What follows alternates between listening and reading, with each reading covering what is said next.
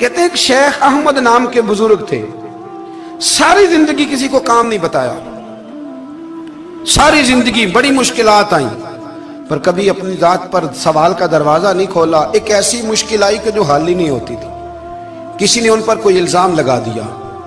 ابو مسلم نام کا ایک بادشاہ تھا، اس کی حکومت تھی، اس نے پکڑ کے قید میں ڈال دیا۔ اب قید میں ہیں، جرم لگ گیا ہے، فرد جرم عائد ہو گئی ہے، جیل میں ہیں۔ لوگ کہنے لگے حضرت جی اپنی صفائی میں کچھ کہیں، فرمانے لگے ساری زندگی بندوں سے کچھ نہیں کہا، اللہ رسول کو پتہ ہے میں بے گناہ ہوں، مجھے کہنے کی ضرورت نہیں۔ داتا گانی بخش علی حجویری نے لکھا ہے، داتا صاحب کہتے ہیں تو یقین کامل تو پیدا کر، تو ایمان تو پختہ کر۔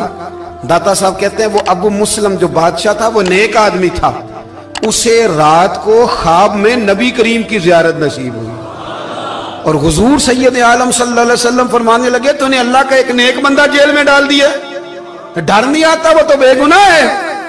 بادشاہ آدھی رات کو خود اٹھا، دادا صاحب فرماتے ہیں کسی گارڈ کو نہیں بھیجا، پولیس والے کو نہیں بھیجا، جیلر سے نہیں کہا، خود گیا، جا کے جیل کا دروازہ کھولا، دروازہ کھول کے اس درویش کو آزاد کیا، کہنے لگا بابا جاؤ مجھے پتہ چل گیا آپ بے گناہ ہیں۔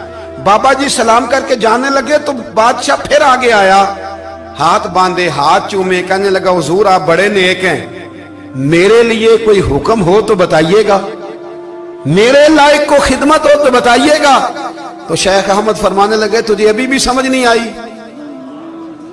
تجھے ابھی بھی نہیں سمجھ آئی؟ کہنے لگا حضور کیا؟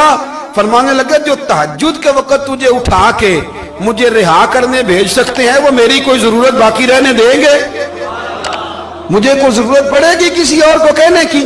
جو تہجد کے وقت تجھے اٹھا کے بھیجتے ہیں کہ جا کھول جا کے دروازہ، وہ ضرورت رکھیں گے میری؟